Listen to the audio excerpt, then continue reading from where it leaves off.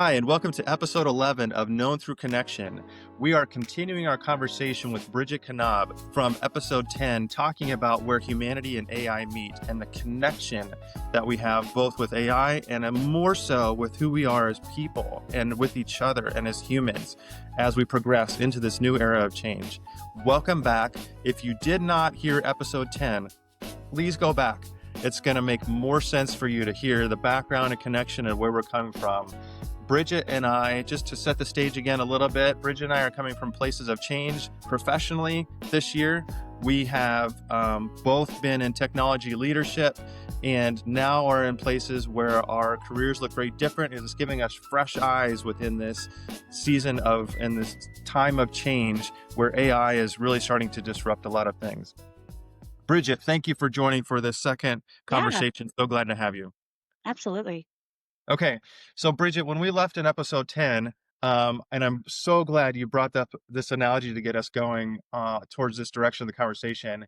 You brought up some of the conversation we had around a gym, Mhm. right? And just thinking about things that we take for granted now. And as I've been thinking about for myself, what does it look like? What are we doing now that we're taking for granted that in the future we'll actually value, right? And so you brought up are talking about that analogy, and I'll try to re-summarize it a little Yeah. bit here, just kind of get us going. But um, if you think about years ago, work, going to work, if you will, was going out, using your body, moving heavy things. I think you used a farming example, which is fairly recent. If you go back further, you had the pyramids, Yeah. for example, and work was, or slavery, depending on how you look at it. Work was going out for doing something for somebody else was going out and moving heavy things for somebody else, right? You probably, I'm gonna be optimistic. You probably were getting paid or food for going out, using your body, lifting heavy things. You are receiving payment. You are receiving something for that. Now we're in a society where, at least in Western world, where things have evolved. We've moved beyond the Industrial Revolution. We're knowledge workers. We're well into a different way of living. And we don't necessarily, yes, I know there's exceptions, and yes, I know I'm painting a broad stroke. We don't necessarily get paid to move heavy things. In fact, now we pay. I'm like, I will give you money to let me come to your building and move that heavy thing from point A to point B over and over again. I'm getting paid to move heavy things, I value that so much, I'm going to pay you to do it. And so I just think about like what we take for granted nowadays, what we value, where at one time we would have come home after work and said, I don't want to move anything. Now, granted, some of us are still in that mindset, but I don't want to move anything. Now, some of us actually pay money that we have earned at our job to go move heavy things. I think if you would have gone back 1,000 years and told people there will be millions of people who will pay money to lift heavy stones, Right, right. they'd be like, what are you talking about? Yeah. Why? And why? And why would they? And so I think about like with you brought it up, right? Things are going to change. We've already had search engines like Google and others that have really democratized. I'm going to say, I'm not going to say it perfectly, but democratized knowledge, right? I can search for something and generally get information. But now it's with AI, it's almost really democratizing expertise, not just knowledge. Like it has the context, it has the awareness. As long as you give it to it, it knows like what you're intending to do, the context in which you're intending to use the knowledge. It can bring it democratizes and completely flattens expertise. I know for myself, I'm seeing that in the software development industry. It's ironic that the industry that's created AI is making it very hard to stay employed. That Mhm. industry is finding it I know. harder and harder to stay employed because AI is able to do software development now. Um, I guess what's some of your reaction to that? Oh, I mean, I shake my head yes, I think you're so right. It has democratized knowledge. I mean, you've heard the jokes like, Med students now, right? Doctors now are getting educated, by AI. Lawyers are getting educated by AI, right? And these thoughts of kind of like, well, that doesn't seem right, but to the point of the expertise is out there. I think the question becomes, how do you balance it and discipline yourself enough to where you don't lose sight of, just like my example with the other realtor, female, how do you balance it enough with the other things? And all things in balance, right? I think every to me that's the thought to kind of round it out with is yes, certainly it's making the knowledge, I think, level. But then how do you differentiate? If everything then becomes level, what becomes the differentiating factor? And how do you ingest and incorporate, right? Some of, like, to your point, what makes us humans? And how do you allow that to become a separating element, or an enhancing element? Yeah, I'll share with you. I want to take us a certain direction. I'll share with you something I thought was kind of funny this morning. Um, I am cognizant and aware that I'm intentionally trying to set up my camera in a way that I think I'm near 4K, right? Trying to record in 4K, trying to provide a good experience. And I woke up, I'm like, oh, I kind of have a little bit of a breakout on my face. Okay. And I think that, a year or two ago, I would have been like, oh my gosh, what am I going to do? I need to get my wife to put some makeup on me. And now I'm like, it's interesting where to bring some imperfection, does that prove my authenticity that I'm actually a human and not Yeah. AI, right? Yeah. And not that I'm like wanting to like highlight imperfection, but it's interesting that like at least I'm starting to see it more and more in the channels I'm on, different platforms where you're seeing AI being used more instead of people, Mhm. right? And you're seeing videos where you're like, that's not a real person. It's too Mhm. perfect. Mhm. That's an AI person, and the voice doesn't quite line up with you can No? just you're like Yeah. it's Yeah. off, right? There's dissonance. And you can tell some of the writing is like, tells to look for, right? And I say that as somebody uses AI to help me write. I'm not opposed to AI creating content, but you can kind of you're like, I just know this isn't a person, right? And it Mhm. feels different. Mhm. I'm curious, have you used Sora at all, the video content? I haven't Uh, used that one, but I've used a couple others. I've dabbled have in. you? Yeah. Okay. Have you gone through, I think they call it cameos, where you kind of record yourself, and then after you've done that, now you can repurpose yourself to recreate scenes that it's not actually you, but the AI will create you doing things. Have you tried that before? I haven't done that. I've used more of just the voice recording of different voices and different fluctuations and things like that, but no, I haven't done a scene. Yeah, it's really interesting. You and I have a mutual friend, Mo Alada, and Mhm. Mo played around with it quite a bit. And it's so fascinating because AI can create video of you um, doing things, fantastical things, and it looks real, and yet it's not you. And so if you've been on the Sora platform, that's all the videos are. It's a social media platform. It is AI generated videos using real people as models, and you visually can't tell.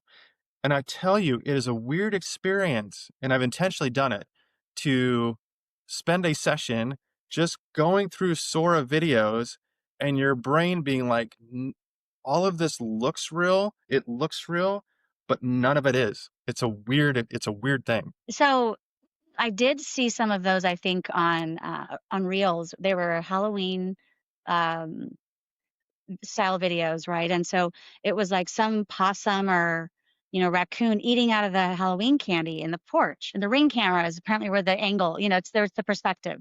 So the video is being recorded from some kind of, Ring type camera. And Yeah. the animal is eating the candy, and then like a bear comes in or something, you know what I mean? And it looks so real, but you're like, but wait, that would never happen. How would a bear come in but I watched it probably 30 times because, to your exact point, I'm like, but man, it looks so real. To me, Yeah. that's scary because how many people are able to discern if I wasn't necessarily. Yep. And back to your point of, it reminds me of the Spider-Man quote, with great power comes great responsibility. It's Yes. so true here. It's like, God, think about if this gets into the wrong hands or for evil. Now, there's obviously positive things you could And do, it will. I'm right? just Of going to say course, it it already will. has. I mean, it already Yeah, it has, already has. right? Yes. But Yep. I think it's scary and discerning. And but let me jump real quick to something to your point on how are people, what's the new trend in terms of what are people doing to kind of like ensure that the videos they're making are displaying themselves as human. Hmm. I think that's also trending up because what I've been seeing too is people will do the typical in my room, doing a new outfit, videoing on the mirror, but there's intentionally just kind of a mess left, right? It's like it's not perfect. The bed's Yeah. not perfectly made.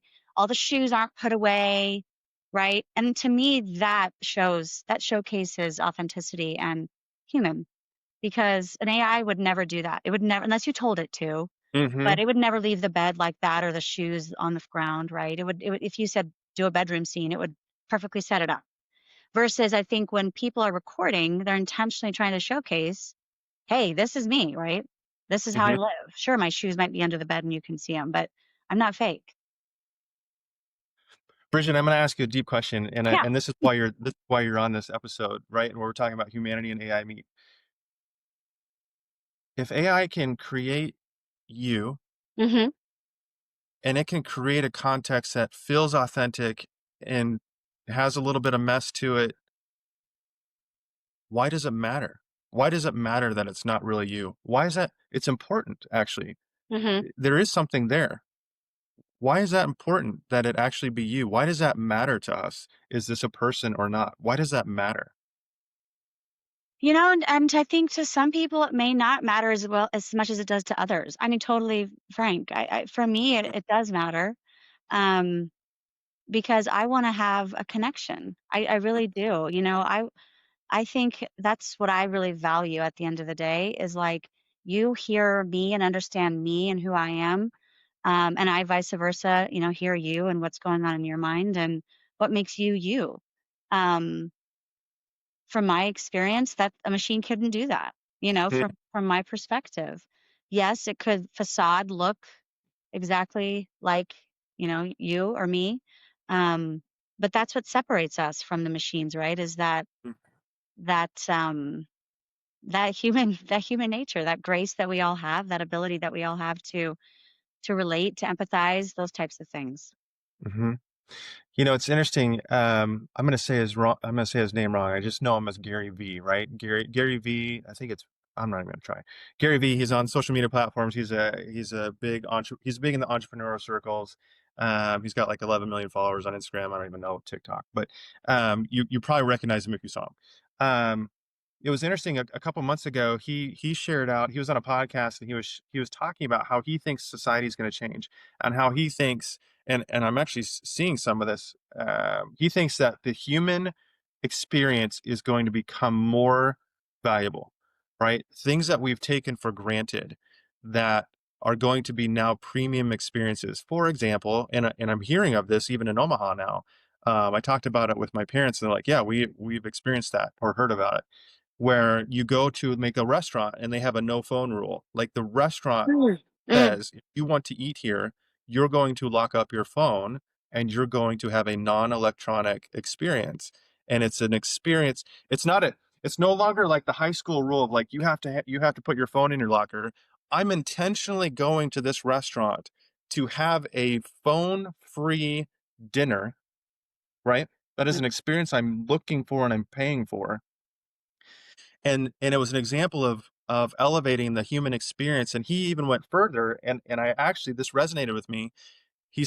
I think he said, even today I can see that there can be a business, somebody can have a business where, and you will be willing to pay for somebody just to go on a walk with you. Hey, I want to go on a walk. I want to have human interaction. I want somebody to listen to me. I want somebody to engage with me. I'm willing to pay for that. And somebody could actually start a business just being a companion on walks. He said, I can see that. And the podcast host said, I think I can kind of see that too. And he said, the fact that you can even say that you kind of see that 100 years ago, we would have said, you're crazy. Right. I know. It's so true. And when you share that, what I think about, Jess, is the unlearning that has to happen. Hmm. Right? There's such an element of unlearning because we've either learned bad habits or we've forgotten what it means to have that connection, or you've replaced that connection with something else like your device, or being alone, or maybe you're in a bus where you just put in headphones right away and like don't want to talk to anybody, right? The commuter Yeah. type stuff. Um or you're intentionally just trying to kind of block people out because you're filling that space with other things. But I could eventually, to your point, that pendulum kind of comes back, right? It's Hmm. kind of shifted, and it's still shifting in my opinion. Yep. It's still kind of shifting for the majority, but it eventually has to come back. But one of the only ways it starts to come back from my perspective is you have to kind of unlearn. And yes, you have to have these opportunities for people that are willing to just value the connection. But how do you get to a place where you're recognizing that that's what you're missing? I think that's going to be interesting too. Hmm. And people will start to, it'll be like anything else where like your friend will say, hey, check out this new cool thing, or hey, would you love to go talk? And then it just snowballs into itself. I could see that totally happening. Just like us with connecting and meeting. I mean, you think about, we go to, Karma Coffee, there, Yeah. that place is filled Yeah. every time we're there. And it's people just sitting and talking. And that's not by accident, right? I think people intentionally go there. They feel safe. They enjoy the environment. They enjoy the atmosphere. So it's like, how do you unlearn and then start to recognize that what you're enjoying and feeling is that human connection? Yes.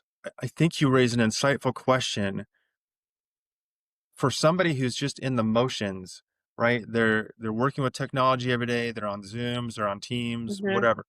They're commuting. Maybe they see a couple people in the office. They're going home, closing the garage door. How do you recognize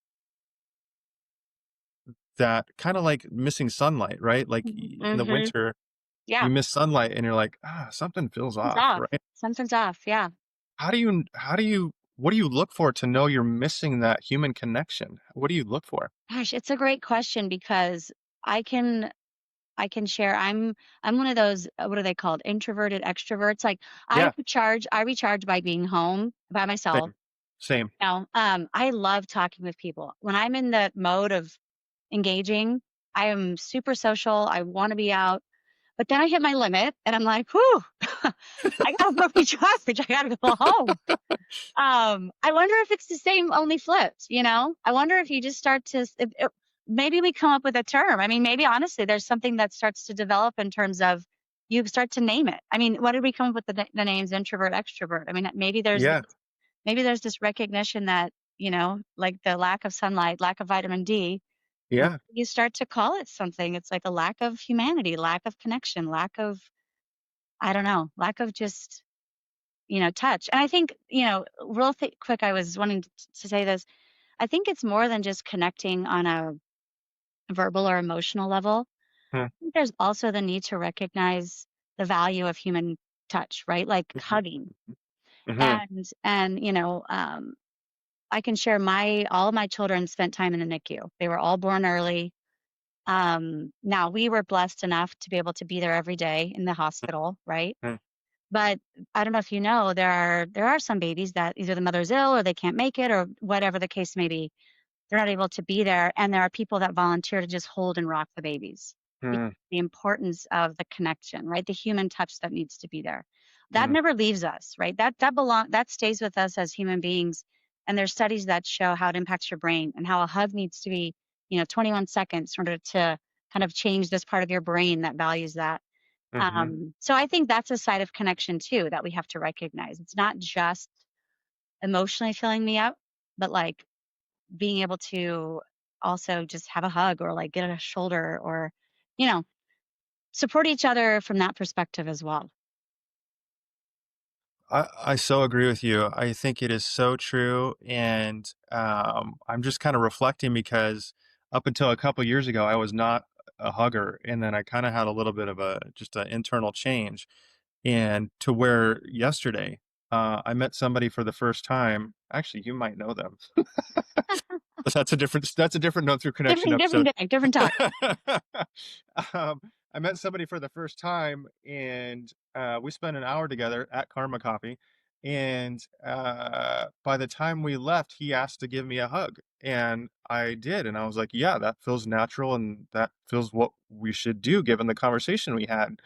And there's just something about it's hard to articulate, but even I mean, I appreciate Bridget, that we're doing this podcast through Riverside, and it provides, in my opinion, probably currently a better experience for our listeners. Yeah. But there is something about being able to look somebody in the eye and see reflected back to you a smile, a genuineness, or let's say hard things are going on, like compassion, right? Hmm.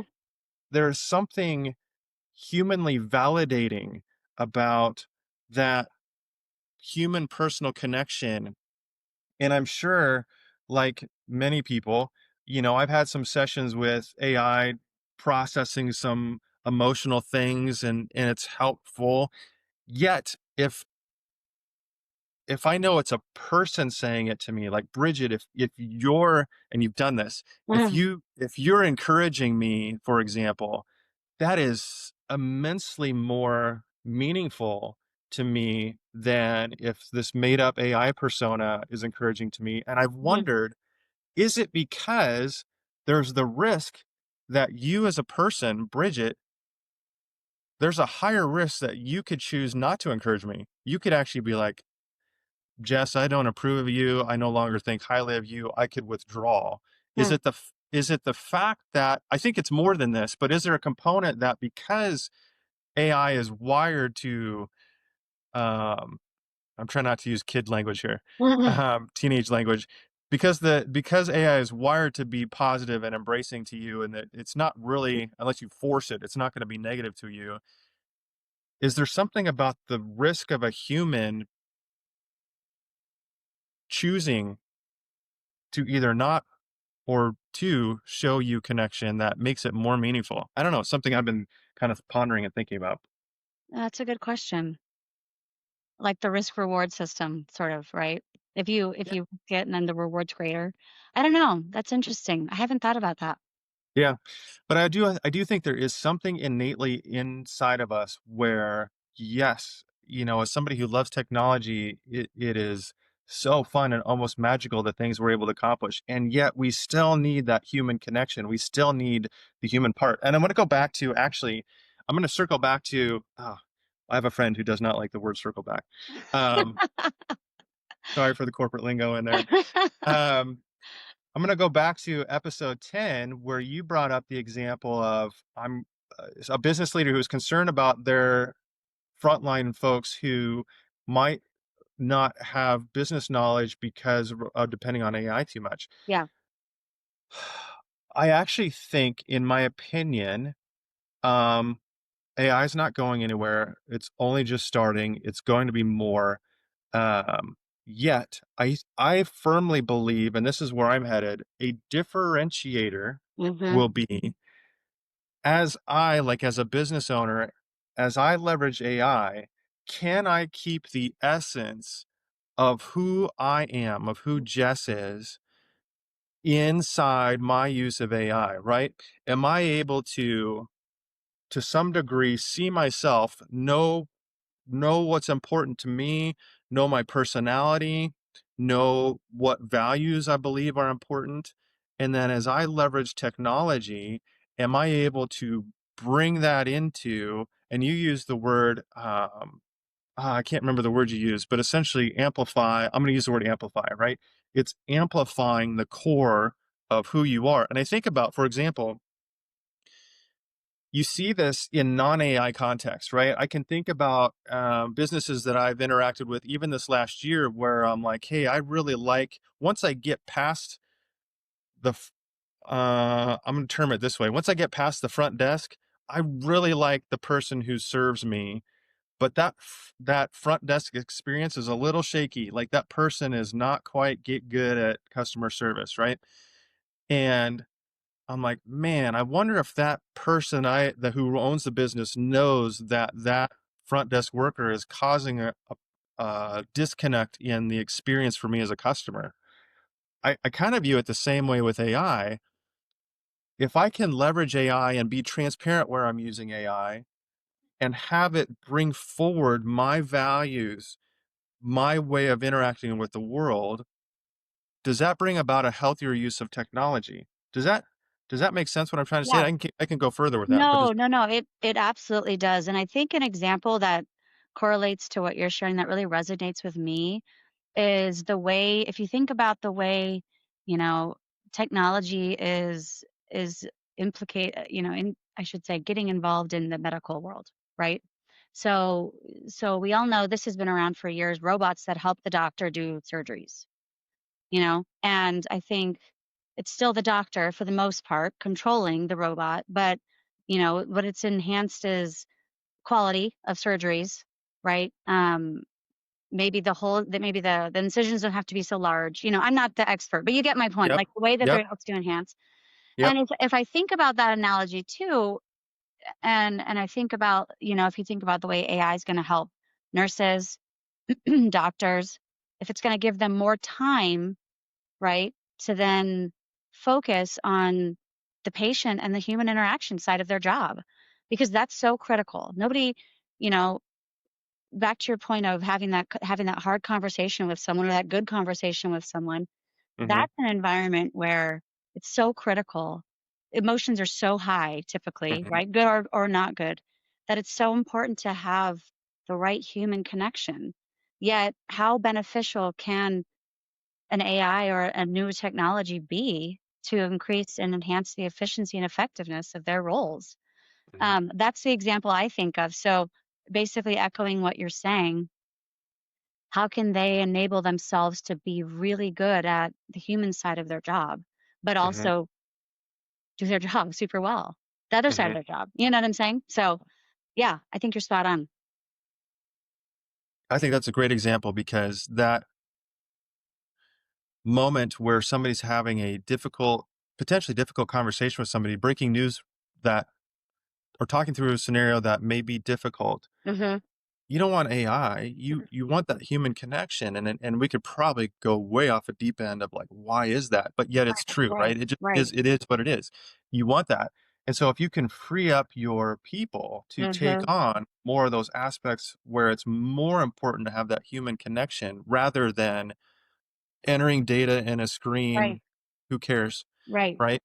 Um, Or triple God, checking my calculations, right? Or oh, I carried the one wrong, or I don't know how that I have no idea, but I think one of the books I've read is on how it's going to incredibly change and enhance the medical world, right? mm, And so I think it's just, to me, that's exciting. It's not scary.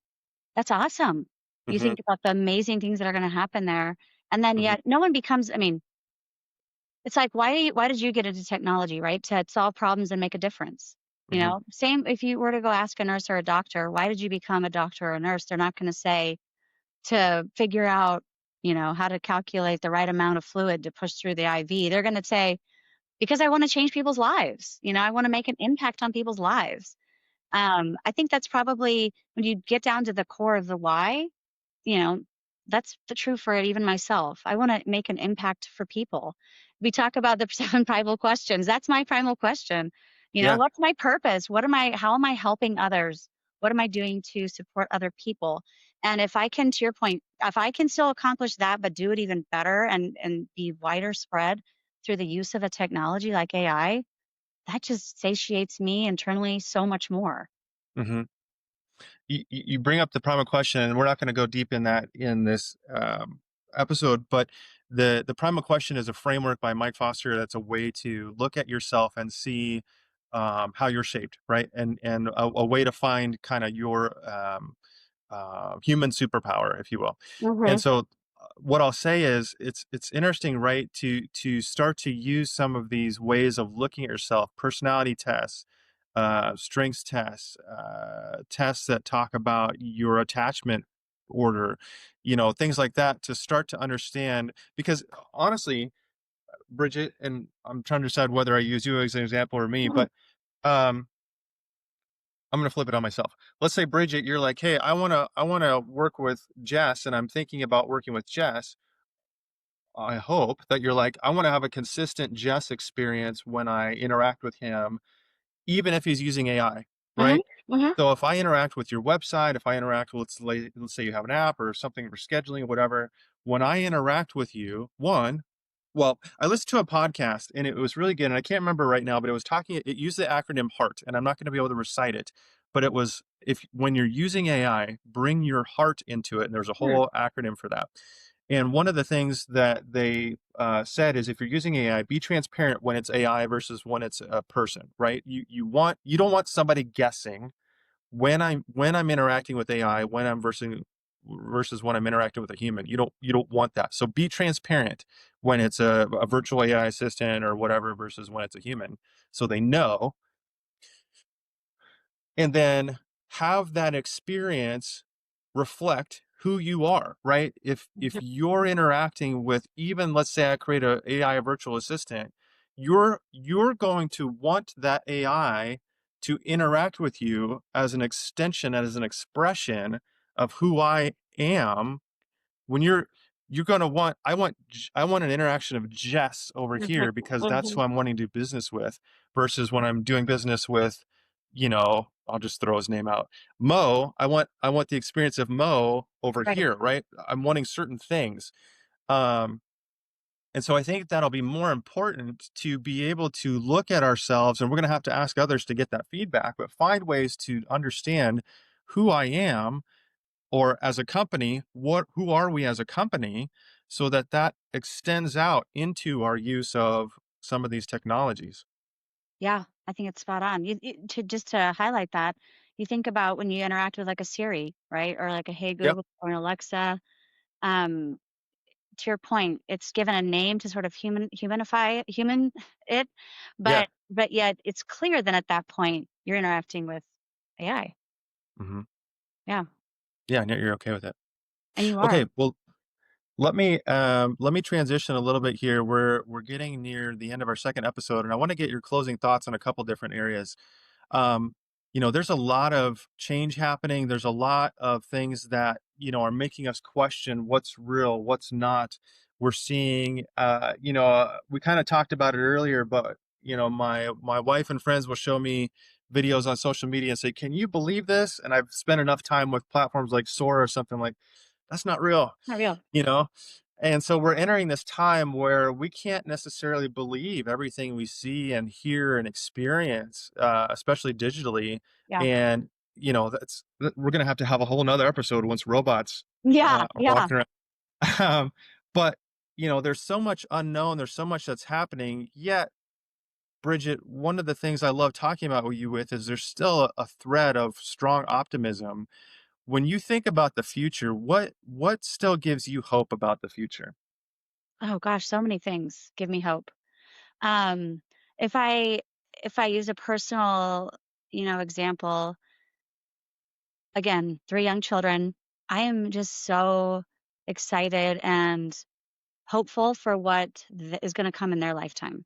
I mean, I Hmm. don't even think if I sat and really, spent some time imagining and writing it down, um, I could probably go pretty far to the right in terms of the imagination spectrum, and the flying cars things, right, comes Yeah. in.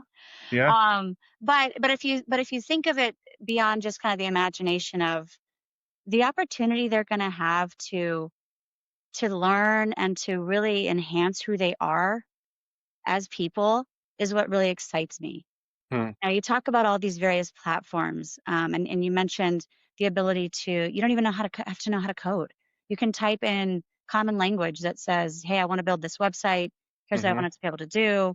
Here's how I Mhm. want it to, interact." Those types of things. Those are things I'm putting in front of my 11-year-old intentionally because not because I'm trying to, you know, get him to the top of the line in terms of becoming the next great X, right? It's more just allowing him to use his imagination to discover more about himself mm, to use his brain in a different way, right? To grow and to just get a sense of, what all is out there. And, mm, it's for the same reason I love, like, on the one hand, I don't want them watching junk on their iPads, right? But the other hand, sure. it's like things like YouTube can be so powerful in terms of the education and Mm, just the questions they start to ask. Once they start dibbling and like getting a little bit of a taste, the curiosity that they have and how that just spawns the next question and the next idea and the next thought to me is so powerful. And mm, that's in the empowerment that I think is awesome because I'm using the example of my children, but that applies to anybody, mm, right? That applies to any of us. How can you just get curious? Ask a question. There's no harm for the most part, right? Be careful you don't put the wrong things in the internet, but it's like, you know what I mean? It's just get out there, try it out. It's not gonna, nothing's gonna happen that you can't, stop and delete back out. But that's what excites me. It's just the potential, right? For everybody, for the average human being. And to your point, democratizes the knowledge. mhm, To me, that's really cool. Really, mhm. really cool. So that's Yeah. my last that's my last thought. Well, I hope it's not your last thought because I'm Oh, going to well, keep. on that. Yeah. I think that's exceptional.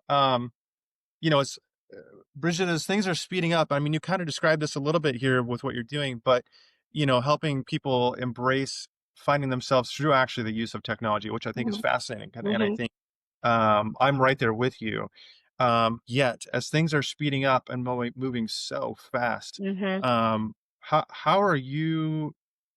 how are you staying grounded? How are you choosing to stay grounded and steady and connected in this world that's just going faster and faster? Yeah, I think it's a really good question. And, I would echo some of what I shared from that conversation that I had at the happy hour with another fellow realtor agent. Um, it can be incredibly overwhelming, right? You can jump on a social media site, you can jump on TV, you can listen to the radio. You're getting bombarded with, hey, AI can do this for you, or it can do that for you, or have you tried this, or sign up for this service. It can Mhm, become incredibly overwhelming. Um, and I think there's also the element too of, for me now as an entrepreneur, right? As you've pointed out, I'm starting from scratch and I am sort of observing what others are doing. What is it that I can learn from other people that I maybe want to incorporate into things that I'm doing? mhm, But that's where I think you have to be very careful. And I think this speaks to your question is it's so important that you take the time to really reflect and understand what is core to you, right? mm, What makes you authentically you? mm, May be different from the person next to you. It may be very similar to the person next to you, right? It could go either mhm, way. But again, don't turn yourself into the robot by just trying to be someone else or trying to live an unauthentic nature. That I think never works for anyone. What does Dr. Seuss say? Be yourself, everyone else is taken. Right. yeah, that's great. I love that quote. So for me to stay grounded, um, it's first it's recognition of when I'm not. I think that's part of the unlearning nature that I was talking about. How do you start to recognize when you're getting away from your core? Mm, Is it that scratchy feeling you get inside? Is it where you start to feel anxious because everything feels like, oh, you can't go forward, it's not going to work, you don't know what to do. So it's like recognizing and saying, oh, time out, it's happening, mm, let me get back to my core and really sort of take the time to again reflect. And you don't have to be a huge planner, but for me personally, just writing things down. A lot of people do that virtually or digitally. I do, but I tell you what, there's nothing more satisfying than like writing a list for me and like crossing things off the yeah, I'm list. right there. Yeah. Oh, that tangible feeling. So I try to recognize if it's happening, help myself get back to my core. I might check in with someone, like you, for example. Hey, I'm Mm, thinking about this as sort of my tagline, so to speak. And you sort yep. of said, hey, that doesn't really make sense. So for me, it's seeking feedback from others, but then always being able to bounce it up against what I'm really trying to achieve and who I'm Mm, really trying to be. Because at the end of the day, if I'm not authentic to myself, that will reflect and people will see that. And then it just impacts negatively. So hopefully I'm answering your question, but Absolutely. That's sort of what I try to do. There's no perfect sauce, secret recipe or secret sauce to it. I think it's just not being afraid to own every part of your identity and own who you are and Hmm. lead with that. Hmm. Bridget, I've got two questions left for you. Okay. Um, okay, the next one, looking forward, right? Looking forward the next 10 years, the next decade. Oof. I mean, who knows, right? Who Oof. knows Who next knows? year? I So know. this, who knows the next 6 months? But still, 10 years from now, right? What do you hope we will say we got right about this season of change? What do you hope 10 years from now, without knowing what things are going to look like? I, I, I hope we got this right about this season of change. Gosh, that's a deep question. Hmm. So I think what I would think about in terms of in 10 years, right? What do I hope we get right? I hope we still recognize that there's always opportunity to pivot and change and learn from where we've come from, right? History, the old saying, history repeats itself, right? So you gotta learn from your past. I hope that we recognize and value where we've come from Hmm. as we go forward, and that we're open to also recognizing and saying, hey, maybe we got something a little wrong. Or maybe we should have pivoted this way or tried something else. I hope we don't lose that ability to say, we messed up, we made a mistake, and here's something we're going to try differently. That's a lot of letting go of ego. That's a lot of, recognizing that we should do the good for the betterment of the majority, right? Those kinds of things. That's kind of what I hope, is that we recognize we may not get it exactly right, but let's do our best to continually aim to get ourselves pointed in the right direction. And if that means we have to, start over or change direction, let's be open to doing that. Hmm. Excellent. Okay, great. All right. Well, thank you, Bridget. I've got Yeah. one more question, but I want to say thank you so much. This was the conversation I was hoping to have with you. I'm so grateful for who you are. It's been so fun in this season of life to get to connect with you and experience you in a way I didn't know that I would get to. I Yeah. just love you. You're the perfect guest for this episode because you bring that optimism and that wonder and hope about technology, and yet you are so human and you love connection and you love people. Um, and I just love that blend of who you are. And there's a cover image for the podcast that kind of shows you, and it was AI generated Yeah. using Yeah. photos, but kind of blends those two worlds, and that is how I see you now. I Oh, really thank see you. you as this person who's able to walk and bring together both sides of the world. So thank you so much for Thank spending time with us and being able to share your thoughts on this. thank you. um, my pleasure. um, I think that you're somebody who values connection and you would love to further the conversation with anybody who's open to it. How can people best connect with you? What are the ways that people can best connect with you? Yeah, yeah, I absolutely would love to stay connected. Keep the conversation going. Absolutely. So you can find me on Facebook and Instagram, Bridget Knaub. My last name is spelled Knaub. And I'm also available just via email. My email address is bridget.knaub@gmail.com. Awesome. And for the platforms that support it, we will look to include that in the show notes so it's easy to reference and you don't have to rewind and listen and find it again. But Bridget, I think so highly of you. I'm so much a fan of you, and I'm just enjoying the season of life, getting to know you at a more personal level. Thank you so much for being on Known Through Connection. Greatly appreciate your time and your thoughts. Well, thank you, Jess. I feel the same about you. It's been awesome. Thanks for having me. Thank you. All right, to the Known Through Connection community, thank you for being here with us. My hope is that you keep choosing in your world to connect with others. Take a moment this week to pause and to reach out to someone, whether it's a coworker, a friend, a family member. Let yourself show up with presence, be present, and see the people around you. Connection is still the most human thing we have, and it is worth practicing. Keep connecting. Thank you, everybody.